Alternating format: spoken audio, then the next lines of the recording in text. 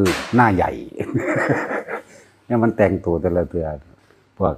ล่องปืนเบิร์ดที่ระกับป๋องสีใหญ่ TOA ประเภทใส่ลูกกิ่งเลยพวกนี้แอดมินหน้าใหญ่สระอีประสาทกันเลยล่ะเป็นอย่างอีกก็ซอนอย่างอีหานั่นนี่แต่ประสาท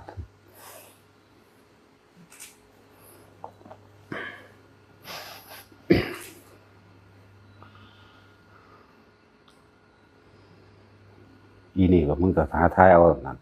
พระกูองค์ใดรอมึงทายเก็บไว้เบิ่งผู้เดียวละอีนี่ก็เลยบ่ออกไม่มูเบิ่งเด้เก็บไว้เอาเองอีนี่ทำท่าเร่งมันใส่กูซื้อได้ฝุ่นซิงเงี้ยงไปทางฝุ่นตะนี้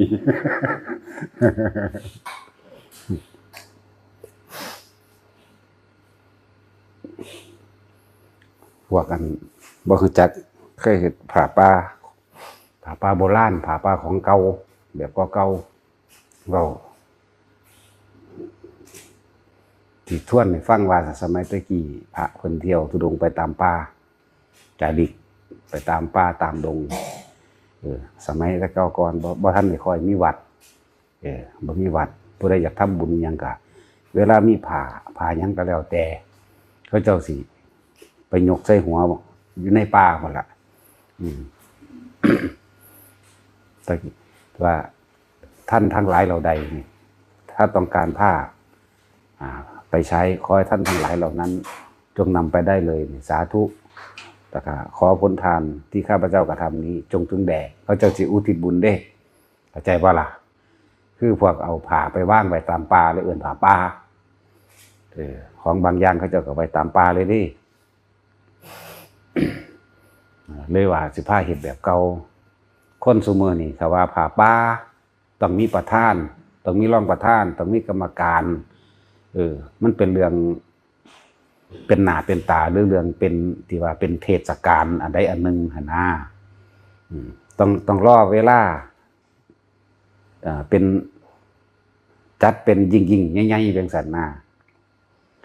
มันก็เลยยุ่งยากกับการมหรสพครบงานยุ่งยาก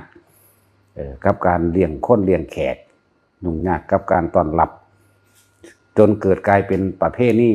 ในว่าต้องเป็นแบบนี้จึงจะถูกได้ต้องเฮ็ดแบบนี้นะจัดนัดวันกันขึ้นมาแล้วก็คุยกันเฮาสิมีจุดหมายว่าเพื่อสร้างอะไรเด้บ่เป็นผ้าป่าเด้อันเพื่อสร้างอะไรเข้าใจบ่ล่ะขอเรียนเชิญพุทธศาสนิกชนผู้มีศรัทธาร่วมสร้างศาลาการประเรียนหรือหอฉันหรือหอระฆังต่างๆนานาสารพัดที่ว่าสร้างนี่มันเป็นเรื่องของเงินไปสร้างเข้าใจบ่ล่ะบ่เป็นเรื่องของผ้าของเฮาสิเอาเรื่องของผ้าในความหมายนี่อยากให้ทุกคนกลับมาทำความเห็นใหม่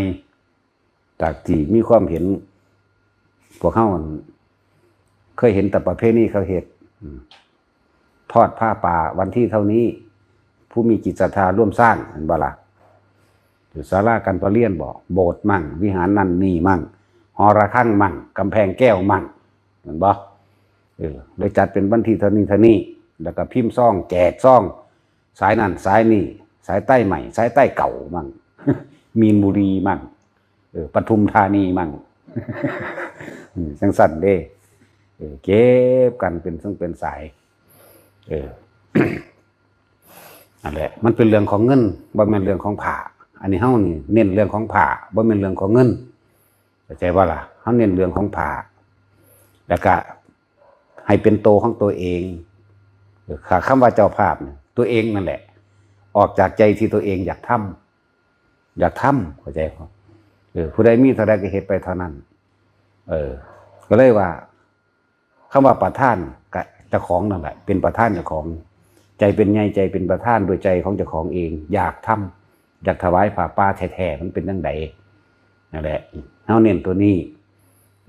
ส่วนอันที่ว่าผ้าป่าแบบประเภทนี้ที่เขาพากันจัดกันจนเข้าใจว่าสิ่งนั้นถูกแล้วเป็นเรื่องของเงิน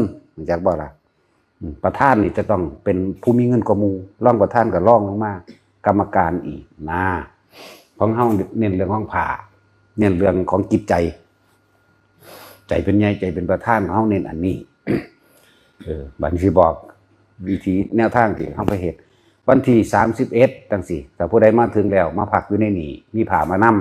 ำพากันขึ้นไปถึงภูเขานั่นแหละเด้อมีผู้พาไปเด้อพวกอยู่ก่อนนี่แหละพาไปแล้วก็เอาผ้าไปวางตามป่าตามเครือไม้ตอไม้กิ่งไม้วางไปโลดวางยาวๆไปเลยมันสุดภูเขาหุ่นก็ได้มันเป็นทางอ้อมระหว่างนี้ขึ้นไปพี่แล้วก็ลงมานี่ได้อยู่นะถ้ามีมาหลายก็วางไปเลยว่างไปตามทางเท่าเห็นเป็นทางย่างไปว่างไปตะพี่ละตอนย่ำมาแรงของวันที่31พี่ละหรือกลางคืนก็ได้แล้วแต่ถนัดหรือผู้ใดอยากไปเที่ยวผู้กลางคืนก็ขึ้นไปแล้วว่างไว้โหลดเป็นทางสั้นนะถ้าว่ามาว่างตอนเช้ามันสิบ่ทันเข้าใจว่าล่ะแต่สำหรับผู้มาเช้าก็ตามไปว่างที่หลังเอาก็ได้คือกันสำหรับผู้มาตอนเช้าสำหรับผู้มาวันที่31มาพักข้างจังซี่นะครับพากันขึ้นไปว่างโหลดพวกนี้แหละพาไปพวกยุคก่อนนี่แหละว่างไป นั่นแหละบัดนี้ถ้าว่างผ่านเรียบร้อยแล้วหรือผู้ใดมาสำหรับการใส่บาตรบิณฑบาตเฮาก็บิณฑบาตเป็นปกติเฮาบ่ได้เป็นจัดงานแบบใหญ่โตแบบนั้นบ่เป็นแบบพิธีเฮาบ่มีพิธีจักว่าบิณฑบาตเป็นปกติตอนเช้าเฮาก็ไปบิณฑบาตในเมืองนั้นถ้าผู้ใดได้ใส่อยู่ในเมืองก็มาท่านก็ใส่อยู่ในเมืองถ้าผู้ใดมาบ่ท่านมาท่านบ่ได้ท่านใส่บาตรก็เตรียมตัวใส่อยู่หน้าวัดอยู่หน้าทางเขาล่ะเริ่มจากถนนที่เฮาเทไว้นั่นแหละ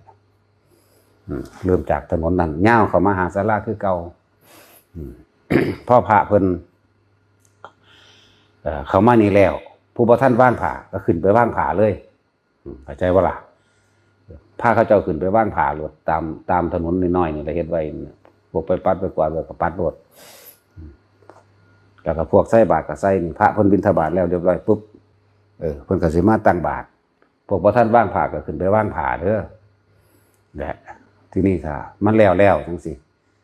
เพิ่นก็ขึ้นสิไปเอาผ้าซะก่อนเข้าใจบ่ล่ะเพิ่นสิเข้าไปซักผ้าบางสกุลเอาซะก่อน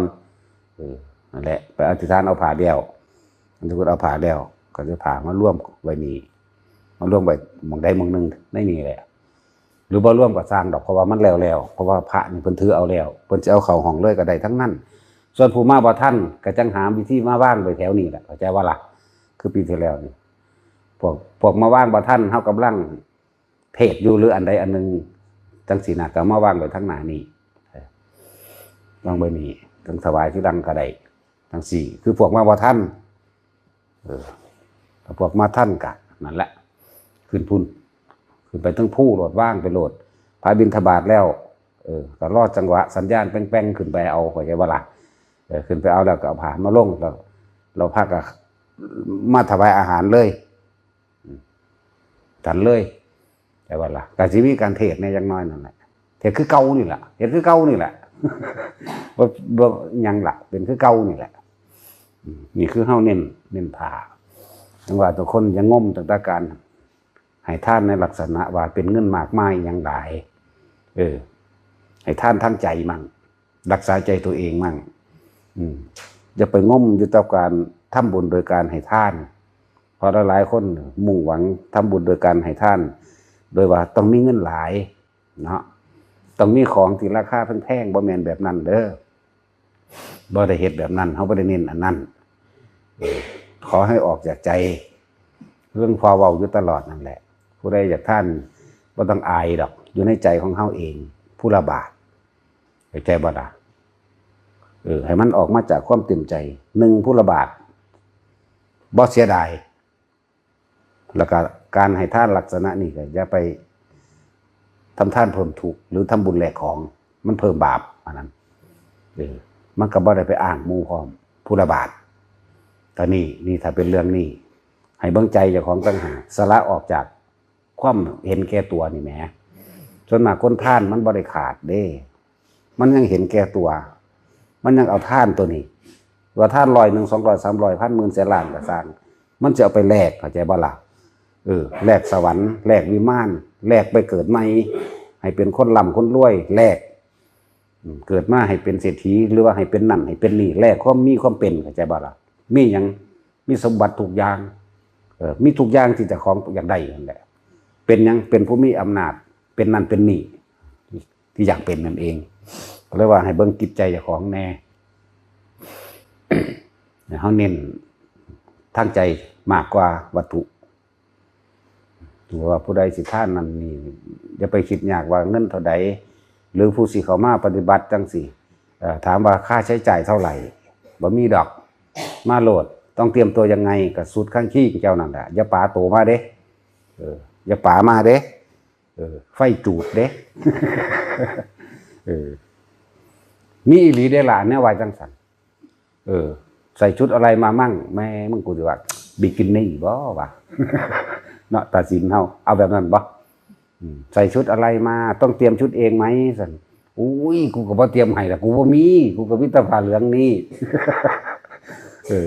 ก็บ่เตรียมให้ละเว้ยเนาะเฮาก็มีชุดเดียวเอามาแม่สิเตรียมให้ถ้าสิบวชนั่นเนาะก็เตรียมให้ซะได้จังซี่แล้ว ต้องเตรียมชุดไปเองไหมว่าซั่นโอ้ยก็บ่รู้จักเนาะสิใส่หยังแต่ผู้เฒ่าๆเฮาก็สิหาคือซุ่มให้นี่แหละ แต่ผู้สาวๆในเฮาก็สิอู้ใส่เกงในมาเลยเฮาก็ว่าจังซี่แหละเนาะแต่ขี้ลายคืออีหิโปโอ้ยมึงอย่ามา น้ำมันย่อยยางย่อยออกมาจังซั่นแต่สินรถหดจังซั่น เรื่องซั่นล่ะเตรียมชุดมาเองยังมาเองเอาตามที่เจ้าของมีนั่นแหละบ่มีค่าใช้จ่ายดอกน่าก็มาโหลดที่นี่เป็นที่พักพิงของหมู่สัตว์ทั้งหลายผู้เดินทั้งไกลผู้เหนื่อยผู้ที่มาสังเกตใจเจ้าของเองจักบ่ล่ะที่พักพิงใจที่พักพิงกายสำหรับสัตว์ทั้งหลายผู้เดินทั้งไกลมาสังเกตความคิดความรู้สึกมาสังเกตความสุขความทุกข์เจ้าของที่นี่นั่นน่ะบ่ได้แม่นว่าสิมาให้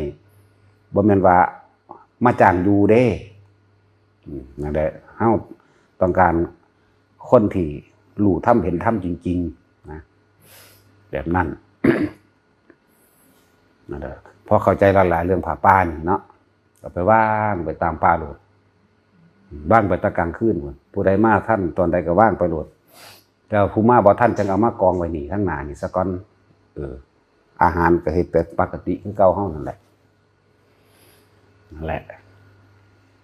นี่คือเข้าใจแล้วว่าเฮ็ดแบบนี้ ผู้อยากใส่บาตรที่มาบ่ท่านตอนใส่บาตรบ่ได้ใส่บ่ท่านอยู่ในเมืองนะก็ลัดใส่อยู่นี่โลดอยู่ทางหน้าน่ะถนนที่เฮ็ดใหม่น่ะถนนเริ่มจากปูนที่เทใหม่นั่นแหละไหลยาวเข้ามาพี่เอานั่นแหละสำหรับผู้มาบ่ท่านหรืออยากใส่บาตรเด้ออันนึงถ้าบัดนี้ถ้ามาแล้วในวันมันเป็นมือนั้นพอดีเด้ซั่นแม่นบ่ล่ะพวกไปว่างผ่าบ่ท่านจังซี่ก็มากองไว้นี่พวกมาที่หลังก็มีกองไว้นี่จังว่ากันนี่เว้าเรื่องผ้าป่าทุกคนให้เป็นตัวของตัวเองทุกคนให้เป็นประธานในตัวเองให้ตั้งใจเป็นใหญ่ใจเป็นประธานของตนเองบ่ต้องว่ากูจะเป็นประธานผ้าป่าจักเทื่อเด้นี่บ่แม่นแบบนั้นเด้อผ้าอาบน้ำพื้นนึงก็ได้ผ้าขนหนูผ้าเช็ดหน้าผ้าปูนั่งรองนั่งผ้าสบงพื้นเดียวผ้าจีวรพื้นเดียวหรือว่ายังแบบเป็นผ้าปูนั่งของเพิ่นนั่นก็ได้นั่นแหละเป็นเจ้าภาพแล้วเข้าใจบ่เป็นประธานของตนเองแล้วใจเป็นใหญ่ใจเป็นประธานตั้งได้แล้วนี่ทำความเข้าใจไหมซะแต่ละคนที่เขาจะว่าอยากเป็นเจ้าภาพผ้าป่าจักเทื่อจังซี่นะส่วนกฐินบ่ทันรับคุณสมบัติเฮาบ่พอเข้าใจว่าล่ะเฮาบ่รับคุณสมบัติบ่ทันถึงคุณสมบัติถึงเราสิบอกดอกสิให้ทุกคนเป็นเจ้าภาพกฐินของไผของมันเลยผ้าแค่แลคาตัวเดียวนี่ผ้าเฮ็ดดอกบ่แม่นเรื่องของเงินเด้อ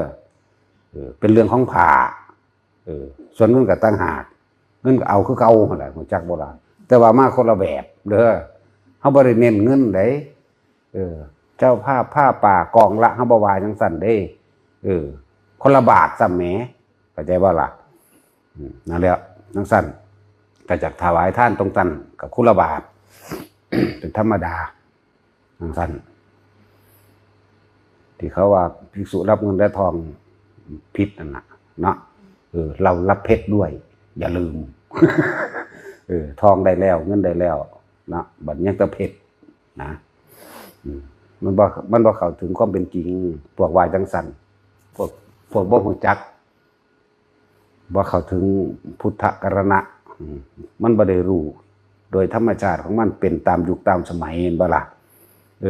เจ้าเงินใส่เติมน้ำมันถ้าไปเติมมันเต็มถังเด้อแม่นบ่ว่าไปเติมน้ำเอาเตรียมรับพรเด้อบัดนี้ว่ายะถาวาริวหาเขาเอาอยู่บ่เอาพรไปแลกน้ำมันเขาเอาอยู่บ่เนาะอันนี้ภิกษุไข้เจ็บป่วยจังซั่นจังซี่หมอไปถอนแขวออกมาให้แล้วเอาเตรียมรับพรบัดนี้มันมีอยู่บ่หมอเขารับพรอยู่บ่แม่นบ่ล่ะพวกเจ้าว่าอีหลีว่าล่ะนี่ความจริงมันเป็นจังซี่อยู่แม่เนาะเฮาบ่ได้รับเพื่อตนเองดอกหรือเพื่อตนเองก็แล้วแต่ไผสิว่าเด้ก็ยังว่าเงินกับทองก็ได้แล้วยังแต่เพชรจังได้บักใหญ่ซ้ำนะเอารถพ่วงมาทะเลอว่าเว้ยกูคือสิยิ้มปากบานเพ้อขึ้นคือกันแล้ววะ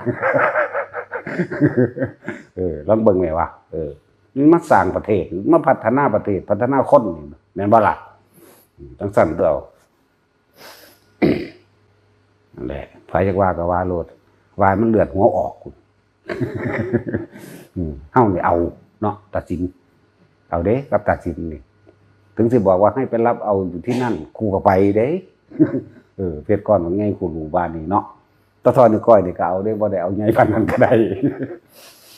อันน่ะเว้าใส่คนซื่อแหละภาษาคนเลยเนาะ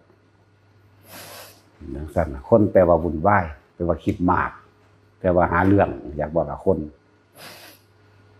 ในทางสั้นแจกแจงรายละเอียด ทุกคนเข้าใจว่าทุกคนสามารถเป็นประธานของตนใดก็คือใจเฮานั่นเองเป็นประธานใจเป็นไงใจเป็นประธานทุกสิ่งทุกอย่างขึ้นอยู่ที่ใจของเฮาเองเด้อแต่จังว่าทุกคนเป็นเจ้าภาพผาป่าใดเจ้ากฐินยังอีกจัก3 ปียังเอาเด้อ บ่ได้เกี่ยวกับเงินเกี่ยวกับผ้าเกี่ยวกับผ้าส่วนเงินก็เอาคือเก่าแหละเอาหลายกว่าเก่าอีกมันสั่นมีแจกแจงรายละเอียดในมือวันที่31แต่ผู้ใดมากพักค้างแล้วผู้ใดเตรียมผ้ามาแล้วกับผู้ละเอาขึ้นไปว่างตามนั้นล่ะตามป่าพวกใดขึ้นไปปัดไว้เขามูนี่ละมั้งเนาะมันไปจวงซุไปซุมือเยอะนั่นแหละพวกนี้ก็พาไปบ่แม่นคุณนายเด้ นั่งถาดใช่ป่ะนั่งจวงขาแลนหล่นล่ะนี่แหละนั่งจวงมันสิเห็ดผมจักๆหรอกสั้น อยากให้ทุกคนเข้าใจแต่ละอันแต่ละอย่างหรือเริ่มต้นและที่มาป่ามันมีมาแนวใดผู้ใดอยากถวายท่านตะกี้เขาจะเอาผ้าไปว่างไปตามทางที่พระเพิ่นย่างผ่านแล้วก็ยกผ้าขึ้นนี่ข้าพเจ้ายังละบ่ได้ว่าข้าพเจ้าแบบเขาว่าท่านใดต้องการผ้าผืนนี้นำไปใช้ขอให้ท่านทั้งหลายเหล่านั้นจงนำไปเองด้วยเถิดนี่ก็สาธุเด้อขอบุญที่เกิดจากการให้ทานของข้าพเจ้านี่จงถึงแด่มารดาบิดาข้าพเจ้าญาติข้าพเจ้าก็ว่าไปนั่นคือการอุทิศเด้ก็เขาเจ้าบ่ขอเด้ ไม่ได้ขอไปเป็นเศรษฐีไม่ได้ขอไปเกิดใหม่ไม่ได้ขอไปเป็นผัวเป็นเมียกันอีกเด้ไม่ได้ขอไปเป็นลูกเป็นเต้ากันอีกเข้าใจว่าล่ะเป็นน้องสั้นทุกคนเข้าใจตัวนั้น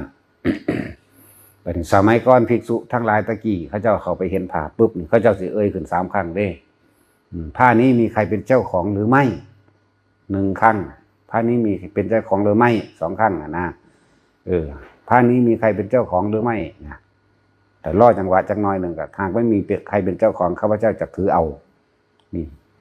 แต่มันเป็นภาษาบาลีได้ล่ะอยากว่าล่ะภาษาตะกี้นี่แหละบอกแปลมาโหลดแบบนี้แต่บ่มีแล้วเขาจะขาดบางสกุลเอานั่นเองคำว่าบางสกุลหรือว่าบางที่เพิ่นกับพิรณาเป็นอนิจจาวัตสังขาราบางที่เพิ่นกับปฏิสังขายโยนิโซเด้กีวารังมั่งหรือสิเอาไปเฮ็ดหยังก็ว่าไปมั่งเด้บ่ได้ตายโตเด้ออย่าเข้าใจว่าตายโตแต่ว่าอยู่ในนี่แหละคือพิรณาผ่าเอาไปใส่เพื่อปิดบังความร้อนและความหนาวกันเดือบร้อนยุงหนาวจังซี่นะลักษณะนี้แล้วเขาเจ้าก็ดึงเอาจากบ่ล่ะ พอตะของตกแค่มือพระนั่นน่ะภิกษุสงฆ์เรานั่นน่ะปุ๊บบุญมันก็ไปแล้วล่ะไปแล้วเฮาสิอุทิศให้ไผที่เฮาจดจำได้ภาพหน้าตาเขาเจ้านั่นก็เกิดขึ้นในความจำเฮาของเฮาเองแม่นบ่คือเฮาจำหน้าพ่อหน้าแม่ได้สำหรับผู้จำบ่ได้ก็ว่าไปโลดมารดาบิดาโลดเข้าใจบ่ล่ะสำหรับผู้จำบ่ได้เกิดมาบ่เคยเห็นหน้าพ่อหน้าแม่จังซี่นะก็อุทิศไปโลดมันนั่งไปดอก ไปอำนาจในภิกษุสงฆ์ผู้ทรงฌานนั่นแหละแล้วภิกษุเฮาทั้งหลายนี่บวชเข้ามาเฮาบริสันบิณฑบาตของชาวแคว้นคือชาวบ้านทั้งหลายที่มาใส่บาตรนั่นนะด้วยความไม่เป็นหนี้อย่าลืมทรงฌานเด้มือหนึ่งต้องมีการทำจิตให้สงบนะบ่ซั่นเป็นหนี้เขาจักก็ล่ะคำของพระพุทธเจ้าภิกษุใดนี่ทำความสงบสงัดแล้วจากกามเข้าใจบ่ล่ะสงัดแล้วจากกามวิตกเนี่ยเข้าสู่อานาปานสติเป็นผู้มีสติรู้อยู่หายใจเข้ายาวก็รู้ว่ายาวหายใจออกยาวก็รู้ว่ายาวนั่นน่ะวิตกคือกำหนดดูลมเข้ายาวก็รู้ว่ายาวลมออกยาวก็รู้ว่ายาวนั่นแหละบัดก็เกิดอาการปิติเพียงแค่ปัทมาฌานเท่านั้นนะวันหนึ่งเพียงแค่ลัดข้อมือเดียวหรือ 2-3 ครั้งในวันหนึ่งลัดข้อมือเดียวเรากล่าวว่าบุคคลผู้นั้นเป็นผู้ไม่ห่างจากฌานเป็นผู้ฉันบิณฑบาตของชาวแว่นแคว้นด้วยความไม่เป็นหนี้เข้าใจว่าล่ะทุกคนที่ว่ามาถวายนั้นถวายนี่ย่อมตั้งใจอยู่แล้วว่าสิทำบุญหาอุทิศหาแม่นบ่ภิกษุทั้งหลายเหล่านั้นได้รับไปแล้วมันก็ไปของมันเองตามที่นึกไว้ตามที่คิดไว้ไปของมันแบบนั้นแต่ว่าเฮาเน้นอย่าแลกของเด้อไผก็ดีหมายถึงวานสาธุเด้อขอให้ผู้ขาถูกลอตเตอรี่แจ็คพอตรางวัลที่1มันอันนั้นนี่มั่งให้ร่ำให้รวยมั่งให้อายุยืนมั่งขอให้ผู้ขาจงเป็นผู้บ่มีโรคปราศจากนั้นจากนี้ให้ลูกเต้าแล้วหลานผู้ขาเป็นเจ้าเป็นนายเป็นโอ้ยสารพัดขอตะพื้จนว่าตายแล้วไปสวรรค์ตายจากสวรรค์อีกยังอยากมาเป็นคนอีกจนถึงว่ามาเป็นผัวเป็นเมียเป็นลูกเป็นหลานกันอีกเด้อให้น้ำกันงางๆนั่นน่ะเข้าใจว่าล่ะบ่ให้มีตัวนั้นนี่เน้นนั่นแหละเฮาบ่ทันความจริงเฮาบ่ทันอวิชชาความบ่รู้ของเฮาในความยินดีในความพอใจราคะตัวเดียวนั่นแหละอวิชชาก็เลยอวิชชายะเตเววะอเสสะวิราคะนี่ให้มันทันเฮาบ่ทันราคะเห็นบ่ราคะแปลว่าอย่างอารมณ์ความยินดีพอใจในรูปร่างลักษณะท่าทางของบุคคลสัตว์สิ่งของรูปแล้วก็มาลดในกลิ่นในเสียงอันเกิดจากรูปร่างลักษณะบุคคลสัตว์สิ่งของจึงเป็นรูปรสกลิ่นเสียงสัมผัสนะไหลเข้ามาสู่อารมณ์พอใจตัวเดียวนี่แหละจึงว่าบ่ให้อันบ่อย่าไปหาอธิษฐานไปต่อเฮ็ดมื้อนี้ให้มันดีที่สุดซะให้ทุกคนเข้าถึงคำว่าพุทธะนี่แปลว่าผู้รู้ธรรมะนี่แปลว่าความจริงของทุกชีวิตสรรพสัตว์โดยธรรมชาติพุทธะนี่แปลว่าผู้รู้ทุกคนมีแต่ว่าเฮาถูกอวิชชาบังไว้คือความอยากถูกอารมณ์ครอบงำเอาไว้ซื่อๆจึงบอกว่าพุทธะธรรมะพุทธะคือผู้รู้ก็มีอยู่ในตนอยู่แล้วแต่ว่าก็ต้องอาศัยธรรมะของพระพุทธเจ้ามาเปรียบมาเทียบมาแยกมาแยะซะก่อนธรรมะแปลว่าความจริงมันหรือความจริงของสิ่งทั้งปวงความจริงของสิ่งทั้งปวงคืออย่างทุกอย่างเกิดดับไม่เที่ยงแท้แน่นอนสิ่งใดสิ่งหนึ่งเกิดขึ้นเป็นธรรมดาสิ่งนั้นก็ย่อมดับเป็นธรรมดาแตกดับหรือตายไปบ่มีอย่างกิ้วรั่งอย่างยืนไม่มีอะไรสมบูรณ์นั่นแหละคือแปลว่าธรรมมีความเกิดก็ต้องมีความตายมีความพบก็ต้องมีความจากนี่คือแปลว่าธรรมธรรมะคือความจริงมันเป็นแบบนี้มันเป็นเช่นนี้มันเป็นของมันแบบนี้นะให้ทุกคนเข้าถึงภาวะธรรมคือความจริงของสิ่งทั้งปวงแต่เว้าร่วมใหญ่คำว่าธรรมะแปลว่าหยังความจริงของสิ่งทั้งปวงทั้งเบิดนั่นแหละขึ้นอยู่กับเฮาสิยึดหรือบ่ยึดถ้าเฮายึดเฮาก็ไปเกิดกับสิ่งที่ยึดนั่นเองนั่นแหละที่ว่าจิตติดที่ไหนย่อมไปเกิดที่นั่นเนี่ยคนเฮาจิเป็นไปตามความคิดพอความคิดของคนเกิดมีภาพมโนนึกมีความจำมีสัญญามีอารมณ์เห็นบ่เหตุจังใดเฮาสิละสัญญาอารมณ์ความรู้สึกตัวนี้ได้เนี่ย นี่คือความจริงของสัตว์ทั้งหลายไปเกิดเพราะว่าไปคิดถึงบุคคลนั้นถ้าจะว่าตามพุทธวจนะมันสิแปลว่าเป็นพบเป็นดังพื้นนามันยังรู้บาทนี่เนาะอารมณ์ความรู้สึกเขาเข้านี่แหละเป็นภพนั่นแหละอาศัยรักคนนั้นนี่คือความผิดไปล่ะนึกถึงถ้านึกถึงมโนนึกภาพมันบ่ล่ะคิดถึงบุคคลผู้ใดที่เฮาฮู้จักกันอยู่แล้วก็ต้องนึกภาพลักษณะท่าทางของบุคคลสิ่งนั้นของผู้นั้นยินดีพอใจสิอยู่น้ำกันเนี่ยคือบุคคลที่รักเข้าใจบ่นั่นแหละเรื่องว่าพบเป็นดังพื้นนากับผู้นั้นอารมณ์นั่นแหละพบเรียกว่าอารมณ์นั่นแหละที่ไปเกิดเพิ่นถึงมีกามภพมั่งรูปภพมั่งอรูปภพมั่ง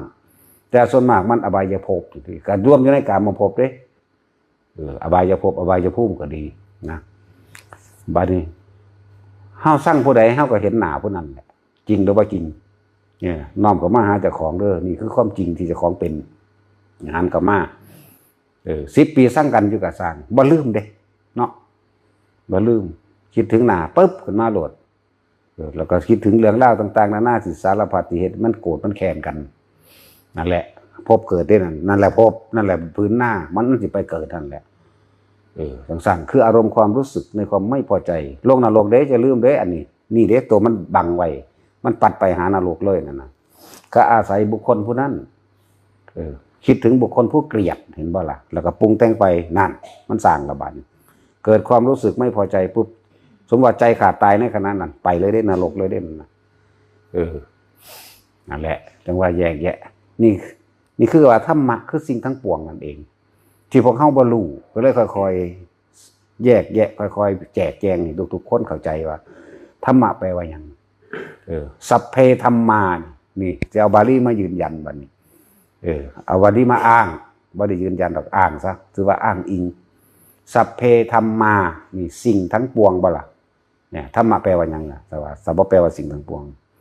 สัพเพธัมมาบัดนี้เพิ่นจังว่านารังอภินิเวสายะสิ่งทั้งปวงนี่อันบุคคลไม่ควรเข้าไปยึดมั่นถือมั่นก็เลยเอาคำว่าธรรมะแปลว่าหยังยกเฉพาะคำว่าสัพเพธัมมาไม่ก็ให้เข้าใจว่าสิ่งทั้งปวงทั้งหมด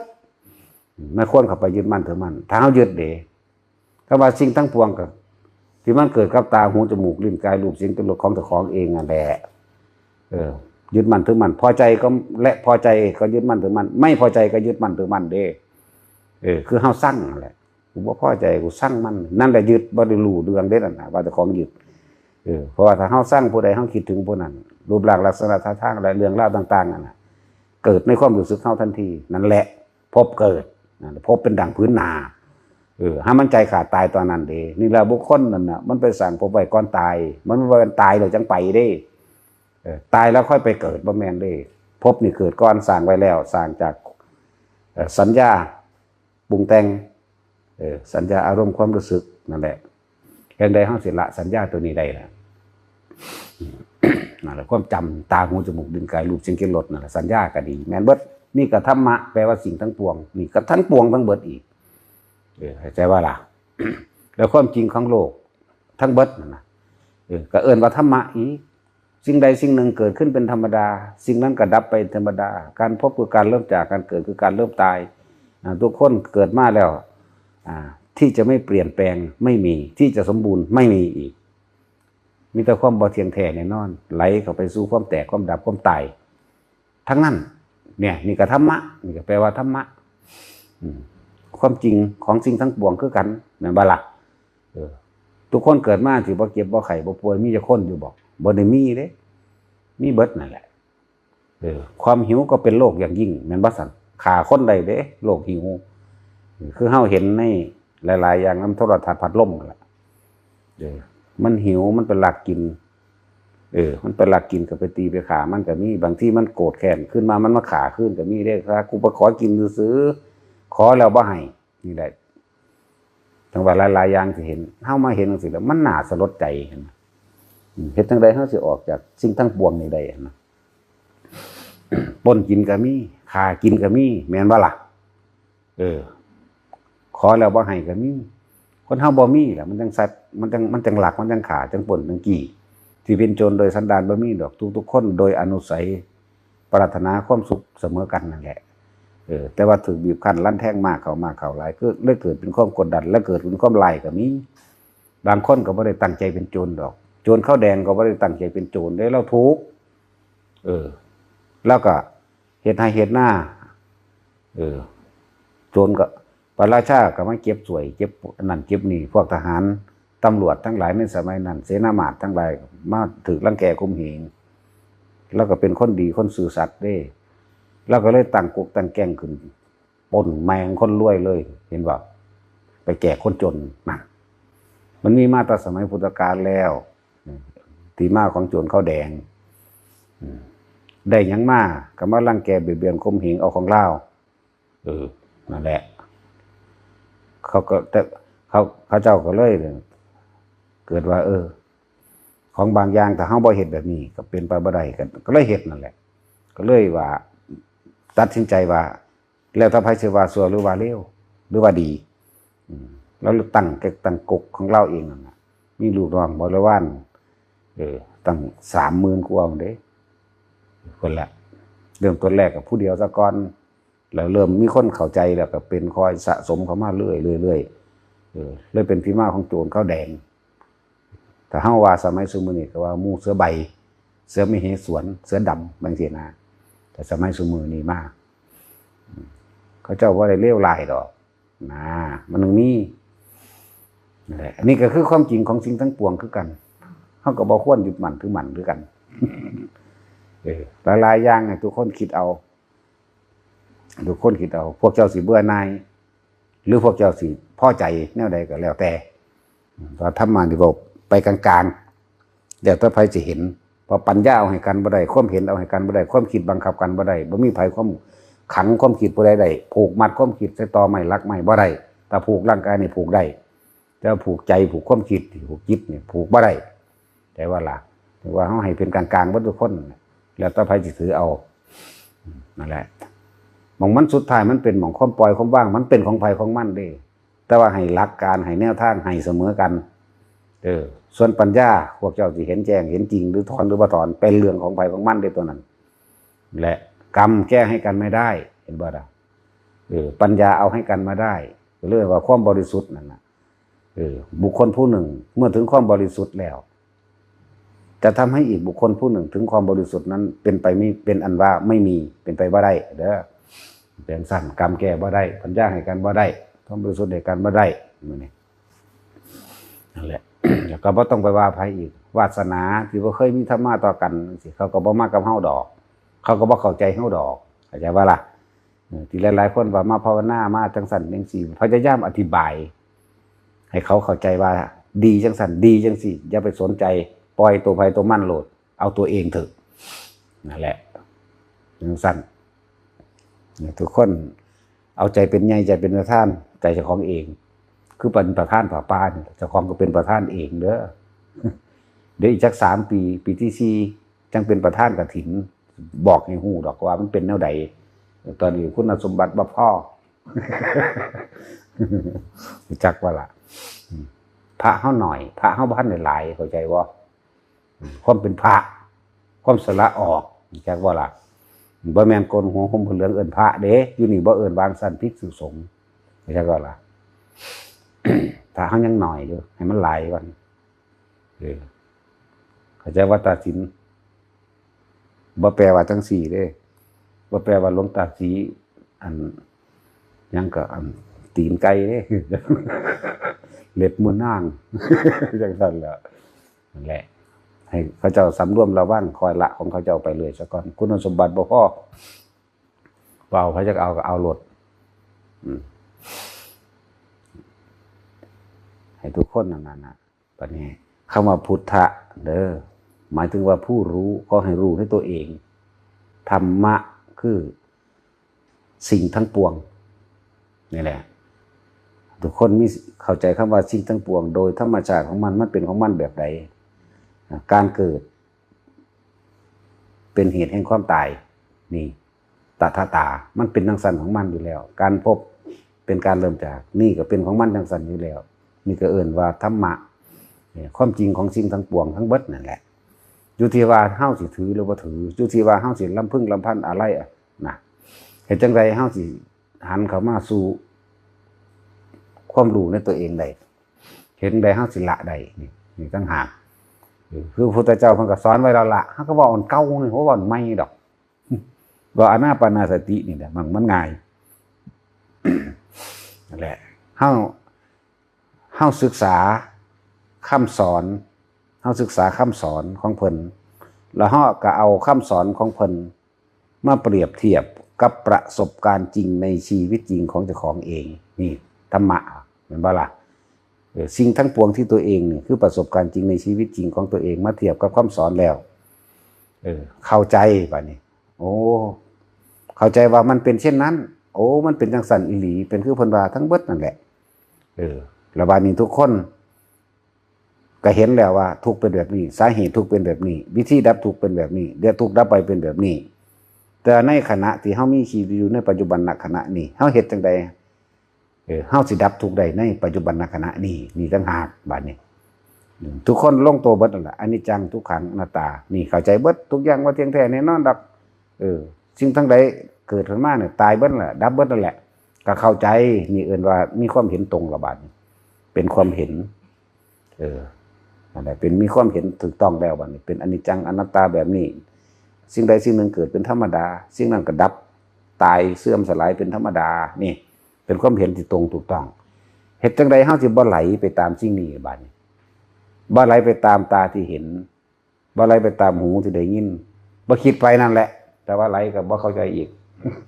บ่คิดไปตามสิ่งที่เฮาเห็นผู้หญิงเห็นผู้ชายคือรอแท้นั่นคิดไปเข้าใจบ่ล่ะผู้ชายเห็นผู้หญิงคืองามแท้นั่นคิดไปหูได้ยินเขาเว้าเรื่องนั้นเรื่องนี้ซ่องร้องใส่เขาบ่มาอยากคิดนั่นนี่กับเขาบ่อยากไปตัดสินยืนยันผิดถูกกับเขาบ่มีอารมณ์ความรู้สึกพอใจอะไรบ่พอใจกับเขาบ่คือกันเบิดนั่นแหละจึงบอกรูปรสกลิ่นเสียงถ้าเฮานำเข้ามาคิดเป็นเสบียงแห่งทุกข์คือเก่านั่นแหละในโลกนี้มีแต่เหตุปัจจัยแห่งทุกข์เบิดนั่นแหละโลกใดๆก็ตามพร้อมบ่ว่าจะว่าโลกรูปโลกพรหมโลกหรือเทวดาก็ตาม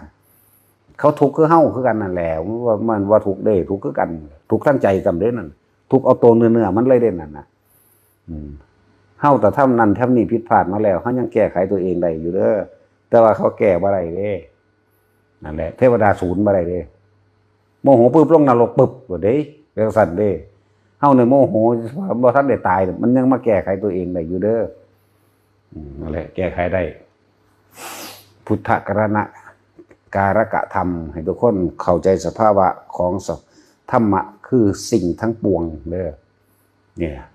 ธรรมะแปลว่าสิ่งทั้งปวงความจริงของสิ่งทั้งปวงที่เฮาไปประสบพบมาเฮาจะละจากสิ่งทั้งปวงได้โดยวิธีใดละด้วยการคิดละไม่ได้การคิดเป็นการทำความเห็นให้ตรงได้เป็นสัมมาทิฏฐิได้การคิดเป็นทำความเห็นว่านี่คือหนทางแห่งความบริสุทธิ์เรียกว่าญาณทัศนวิสุทธิทำความเห็นได้รู้ได้รู้ซื่อๆเด้รู้หนทางซื่อๆเด้เนี่ยแต่ว่าบาลีเข้าใจว่าหลังเนาะว่าเข้าใจว่าภาษาความรู้สึกเข้าหลดหนาอันใดที่เข้าใจง่ายๆเคยศูนย์บ่ปึ้งก็หลดแล้วเนาะเข้าใจว่าบาทนี้นี่ยังเป็นอาหารของความโลภเอาทั้งเข้าใจความโลภมีอะไรเป็นอาหารเอาแต่เข้าใจเนาะเข้าใจว่าตาสินเจ้า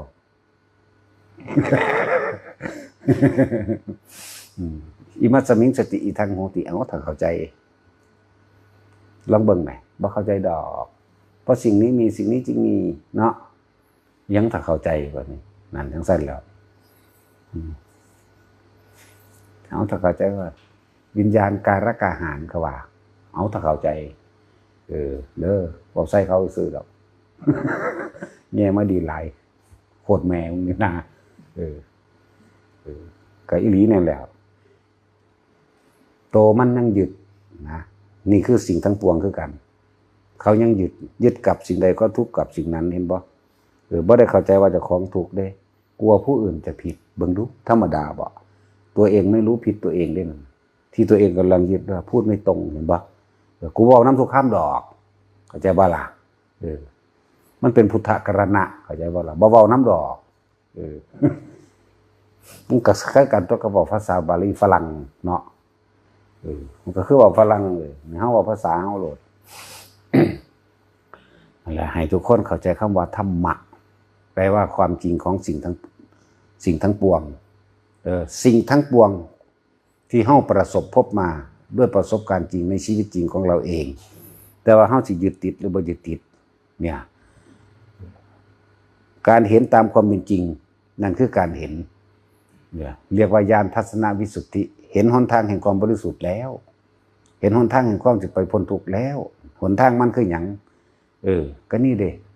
อานาปานสติเอสามะโควิสุทธิญาณหนทางเป็นอันเอกคือลมหายใจเข้าออกนี่เองเฮาจะเอาความคิดไปละความคิดละบ่ได้เด้มีต่อกันเลยเด้นั่นน่ะฉะนั้นเฮาต้องพยายามที่จะอยู่กับลมหายใจเข้าออกของเจ้าของเท่านั้นว่าหนทางเฮาฮู้แล้วนี่เดี๋ยวนี้ฮู้จักแล้วเอสามะโควิสุทธิญาณนี่อานาปานสติตังหนทางแห่งความบริสุทธิ์เป็นหนทางอันเอกคืออานาปานสติเป็นผู้มีอัศสะปัสสะสะรู้ลมหายใจเข้ารู้ลมหายใจออกเนี่ยตัวนี้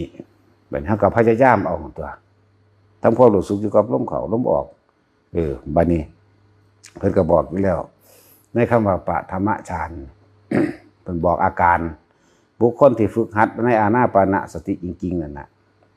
ต้องรู้จักอาการในความรู้สึกของเจ้าของเองบ่ว่าอาการภายนอกและภายในอาการภายนอกหมายถึงอาการตอนที่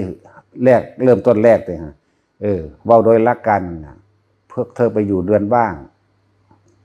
หรือโคนไม้ภูเขาเงื่อมผาหรือตามถ้ำเพื่อคู่ขาเข้ามาตั้งกายตรงดำรงสติให้มันนี่มันเป็นวิชาการหรือทฤษฎีซื่อๆเด้อเป็นผู้มีสติรู้อยู่หายใจเข้ายาวก็รู้ว่ายาวหายใจออกยาวก็รู้ว่ายาวนี่มันเป็นหลักการหรือวิชาการทฤษฎีที่เพิ่นแนะให้เพิ่นแนะให้เพิ่นบ่บอกไปหลายคือเฮาว่าเอาอุณโลมเป็นจุดเริ่มต้นนั่นแหละทั้งสั้น ว่านี่เฮามาจับเอาตรงที่ว่ารู้ลมเข้ารู้ลมออกโลดผู้ใดรู้ลมเข้ารู้ลมออกความภายนอกว่าโอ้ปวดขาเด้เจ็บขาเด้เจ็บหลังเด้เจ็บแอวเด้นั่งท่านั่นนั่งท่านี่ก็บ่ดีจังซั่นจังซี่แล้วก็ว่าให้พลิกคิงเปลี่ยนท่าเอาแต่ว่าอย่าเปลี่ยนใจออกจากอย่าเปลี่ยนความคิดออกจากลมหายใจให้อยู่ในลมหายใจคือเก่าแม่นเฮาสิให้เปลี่ยนคอยเคลื่อนตัวเอาตัวนี่แหละว่าเป็นผู้ประคองสติหรือดำรงสติเรียกว่าวิตกวิจารประคองไปอย่าคิดออกปีติเกิดในความรู้สึกสิเกิดเป็นความรู้สึกเกิดทั้งกายปีติมีหาอย่างในภาษาในทฤษฎีแต่ว่านี่เฮาเน้นเอาตรงว่าให้มาเกิดตรงกลางระหว่างคิ้วโลดเอาตัวนี้เป็นจุดยืนซะก่อนคือกันกับเพิ่นสอนว่าตั้งกายตรงดำรงสติให้มั่นหูขาเข้าแม่นบ่ตั้งกายตรงดำรงสติให้มั่นบัดนี้เธอเว้าแก่แกงเรื่องปีติมันหลายก็หาพุ่นดิเฮาก็เลยเอากูสิรวมเอาหม่องเดียวเป็นจุดเริ่มต้นซะก่อนก็เลยเอาปีติมาเกิดตรงกลางระหว่างคิ้วหรือหน้าผากนั่นเองแล้วก็อยู่กับจุดนี้อยู่กับความรู้สึกนี่เล่นอยู่กับลมนี่ความรู้สึกนี่เล่นอยู่รู้สึกอยู่ประคองเอาไว้ปฐมฌานวิตกวิจารปิติสุขเอกคตานั่นทุติยฌานเด้บัดนี้คนต้องรู้ตัวเองมั้ยคนที่ฝึกนี่รู้อยู่แล้วล่ะลมหายใจบ่มีคำบริกรรมยังก็บ่มีปิติเกิดขึ้นเลยเพราะยังจังปิติเกิดขึ้นเลยเพราะปราศจากความคิดวิตกวิจารหายไปปิติเกิดขึ้นเป็นเอกคตาแน่อารมณ์เป็นหนึ่งแน่แต่เป็นจิตหนึ่งที่เพ่งอยู่คือเก่าบัดนี้วิตกวิจารปิติหายไปนั่นแบบนี้แค่ว่าเป็นผู้เสวยสุขในนามกายได้บัดนี้เนี่ยเป็นชั้นที่3นั่นแหละถ้าคนที่รู้ในอานาปานสติจริงๆต้องรู้อาการแล้วนี่ต้องมีความรู้สึกทั้งกายโดยภายนอกแล้วก็ความรู้สึกโดยภายในอีกนั่นแหละจังว่าทุกคนฝึกหัดอยู่กับลมหายใจให้มากที่สุดแล้ววันจิละของมันเองลมมันก็ยังละเองปิติก็เกิดปิติก็ละเองความอิ่มจิตเบากายเบาหรือเสวยสุขในนามกายมันก็เป็นของมันเองนี่มันจะเป็นขันๆตอนของมันเองเฮาบ่ได้เป็นผู้ละดอก เฮาเป็นพุทธะเฮาเป็นผู้รู้เข้าใจว่าล่ะรู้ว่านี่ลมหายจะไปดึงขึ้นมารู้ว่าปิติเกิดรู้ว่าปิติหายจะไปต้องไปดึงขึ้นมาบ่ต้องไปเริ่มต้นใหม่นี่ค่อยๆรู้ไปฝึกไปเรื่อยๆเล่นอยู่กับมันเป็นดอกนะเห็นกับมันอยู่เป็นที่พูดถึงว่าบัดนี้ในอานาปานสตินี่อกุศลกรรมไม่อาจสามารถส่งผลได้ที่ว่าแม้นมารพรหมลูกะเทวดาภูมิเทวดาหรือใดๆก็ช่างไม่อาจสามารถทำอันตรายเราได้เป็นที่หลบภัยแห่งหมู่มารทั้งหลายเข้าใจว่าล่ะนี่เป็นที่หลบภัยได้นี่เฮาคือบ่หลบตลอดรถให้มันคล่องรถเข้าใจว่าล่ะนั่นแหละแล้วก็เป็นเหตุแห่งความสมปรารถนานั้นด้วยทุกคนที่มียังละว่าปมด้อยหรือว่านึกความอยากอะไรอันหนึ่งที่อยู่ในใจของเจ้าของอยู่นะถ้าพวกเข้าฝึกในอานาปานาสติอยู่เรื่อยๆของพวกเข้าเองนั่นนะที่นี่เป็นยังคือว่าเหตุแห่งความสมปรารถนามีจุดหนึ่งที่เขามีปมด้อยอยู่นะหรือว่ามีความต้องการอยู่อย่างหนึ่งแต่ถ้าเข้าฝึกไปแล้วฝึกไปเรื่อยเป็นยังว่ามารทำอะไรไม่ได้หรือเจ้ากรรมนายเวรให้ผลไม่ได้อกุศลกรรมให้ผลไม่ได้เพราะว่าทั้งหลายแหละมันรวมอยู่ในหูดังเขานี่รวมใจนี่มันละอกุศลวิตกมันละไปแล้วเห็นปะกามวิตกมันก็ละไปแล้วนี่มันละไปออกไปแล้วนี่เหลือเฉพาะกุศลไหลรวมเข้ามาสู่ลมหายใจเขาออกกุศลร่วมได้บัดนี้บ่ว่าบารมี10ก็ร่วมอยู่นี่บ่ว่าศีลก็ร่วมอยู่นี่จิตตั้งมั่นก็ร่วมอยู่นี่เรียกว่าสมาธิก็อยู่ในนี่ทั้งเบิดร่วมอยู่ในนี่อยู่ในลมหายใจเขาออกนี่บ่แม่นความคิดบ่ได้ไปทางอื่นเด้ความคิดอยู่รู้กับลมเข้ารู้กับลมออกนั่นแหละความคิดเท่ากับรู้กับลมนี่แหละจิตก็คือผู้รู้กับผู้เดียวกันนี่แหละเนี่ยรู้อยู่กับลมเข้ารู้กับอยู่ลมออกอยู่จังซี่แต่สุว่าม่านมาบัดนี้หรือเจ้ากรรมนายเวรมามันสิเปรียบถึงดังว่าเขามาทวงหนี้เขามาได้บุญไปแล้วปุ๊บขอเอาโหสิกรรมให้เฮาไปบัดนี้ทำให้บ่อยทำให้มากบางคนต้องการชีวิตจังซี่มาอย่างไรเฮาก็เข้าอยู่ในอานาปานสติมาอย่างไรก็อยู่จังซี่มาอย่างไรก็อยู่จังซี่เป็นผู้มีจิตหนึ่งที่เพ่งอยู่อารมณ์อันเป็นหนึ่งเฮาเฮ็ดให้มันต่อเนื่องก็แล้วกันต่อเนื่องทั้งที่เดินทั้งที่กินข้าวทั้งที่ยังก็แล้วแต่ฝึกเอานั่นแหละมาดูเขาได้บุญหลายเขาหลายเขาหรือทำอะไรไม่ได้ก็เอาบุญเลยดีกว่านี่แหละทั้งว่าเมื่อไม่มีคนขวางหรือใช้หนี้ไปแล้วเฮาก็เริ่มมีเงินเก็บเข้าใจว่าล่ะเมื่อไม่มีคนขวางหมายถึงเก่าในเวรบ่มาแล้วบ่มีแล้วหน่อยลงแล้วเฮาก็เริ่มมีเงินเก็บหรือเฮาใส่หนี้ทยอยใส่ก็เลยเป็นผู้สมปรารถนาเองการเงินการงานก็บ่ขาดมือเด้อ และอกุศลกรรมทั้งหลายที่เคยกระทำมาก็ให้ผลไม่ได้อย่างหนึ่งแบบนี้อย่าลืมคนที่เคยทำผิดพลาดกับพ่อกับแม่แต่บ่ทันได้ถึงขั้นตีขาเขาเจ้านั่นเด้ออย่าลืมเฮาสิสามารถชดเชยตัวนี้ได้นะเฮาสิสามารถชดเชยเวรกรรมตัวนี้ได้คือจังงั้นคนคือเขามานี่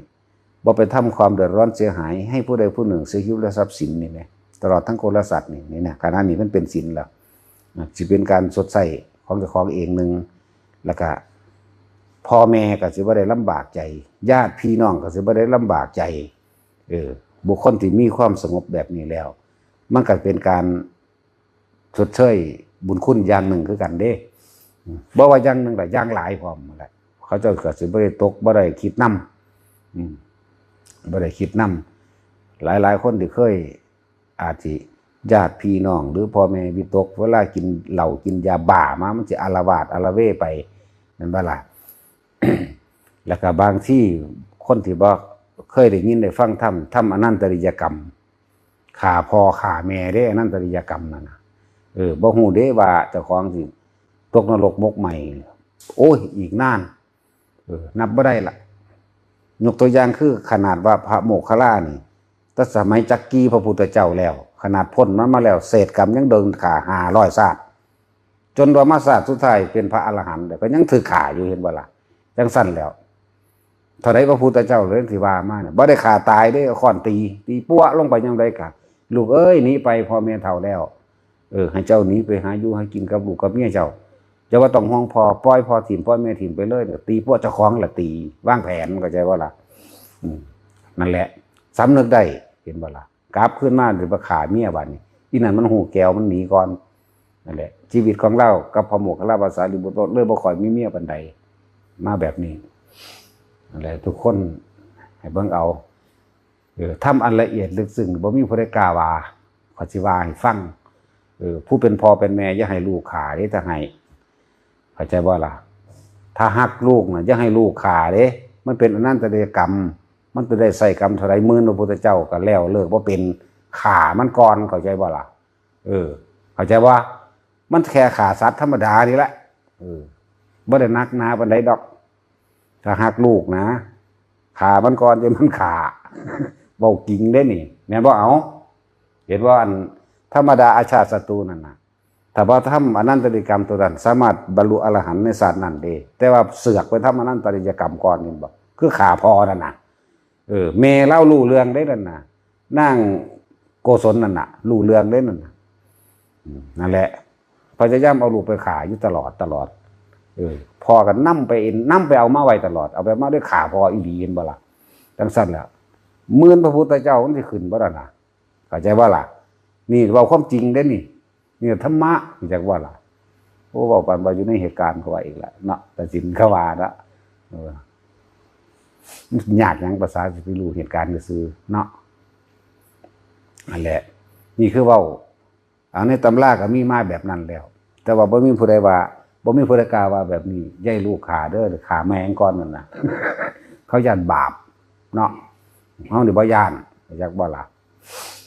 นั่นแหละพ่อแม่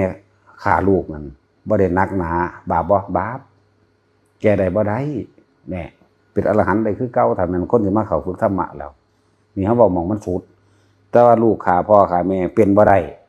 ต้องชดใช้กรรมอย่างรุนแรงอย่างหนักขนาดพระโมคคัลลายังตายถือเขาฆ่าตายทุก500ชาตินี่ขนาดนั้นเด้สัตว์ใดเกิดมากับสังเขาก็ขาจนแม้กระทั่งเป็นพระอรหันต์เขาก็ยังขาแต่ว่าหันแล้วก็สร้างมันดอกกันนั้น จบแล้วมาแล้วนะนั่นแหละทุกคนแต่ว่าศึกษาธรรมะให้มันรู้แล้วมันเบื่อหน่ายบ่เดี๋ยวนี้แต่ละคนเนาะ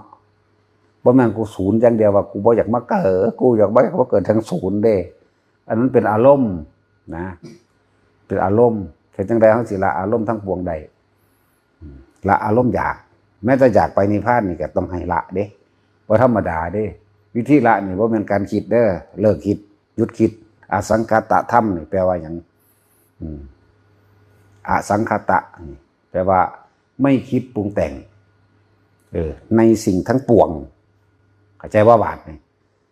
ธรรมแปลว่าสิ่งทั้งปวงไหมความจริงของสิ่งทั้งปวงนี่ไหมจึงบอกว่าไม่คิดปรุงแต่งในสิ่งทั้งปวงก็เลยต้องอาศัยลมหายใจเข้าออกนั่นแหละว่ามันเก่าแล้วว่ามันไม่ดอก แต่ว่าวิธีอื่นๆมันยากจักบอกเดี๋ยวก็ต้องมาลานั่นอีกอันนี้รู้อยู่ในลมมันก็ละพอแห้งแล้วล่ะเข้าใจว่าล่ะรู้อยู่ในลมนี่คือบ่คิดเด้มีแต่รู้สึกกับในลมเลยน่ะรู้อยู่ในลมอย่างเดียวรู้ไปเดี๋ยวมันก็ขาดออกไปทีละอันทีละอย่างเฮาก็มีความหน้าที่รู้อย่างเดียวคือเก่ารู้โดยไม่ต้องคิดนั่นความคิดถูกละเองของมันดอกมาฝึกไปเรื่อยๆบ่แม่นว่าหากันนั่งก็จอแล้วหากันหูจักอยากได้สัมเพิ่นโลดเนาะส่วนมากก็เพียงซั่นเด้เกิดตายมาหลายอสงไขยแล้วมั้ยว่ามันนั่งลงแล้วแต่ยังทำไม่ได้ซั่นอุ้ยยังว่ากูเฮ็ดเป็นล้านเทื่อก็ยังว่าอยู่ซะนั่งก็จอหาก็รู้เรื่องอย่างมาทอเพิ่นโลดนี่นะก็พยายามเฮ็ดไปเรื่อยๆอย่าเอาความอยากมาขวางนั่นแหละโลโภธัมมานังปริปุณโธ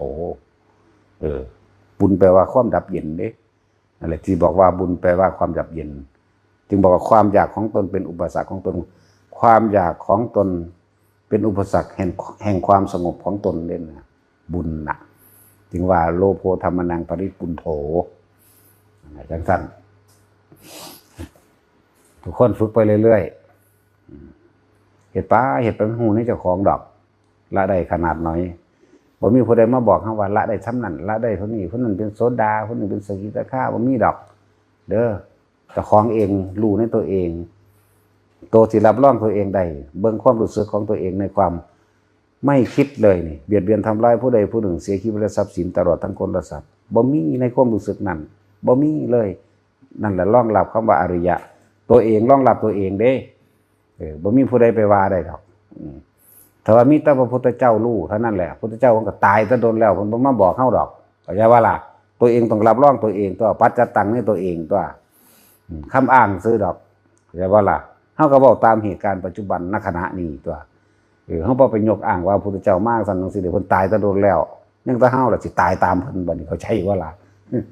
เฮาก็สิตายกันนั่นแหละตายแล้วตายเลยเด้หรือตายมาเกิด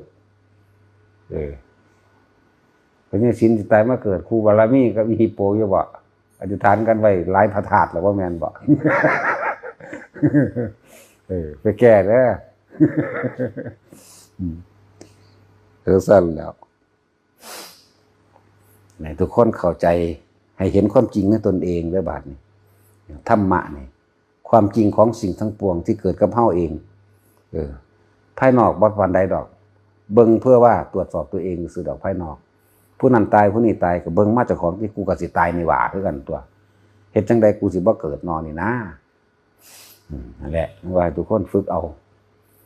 สมาทาน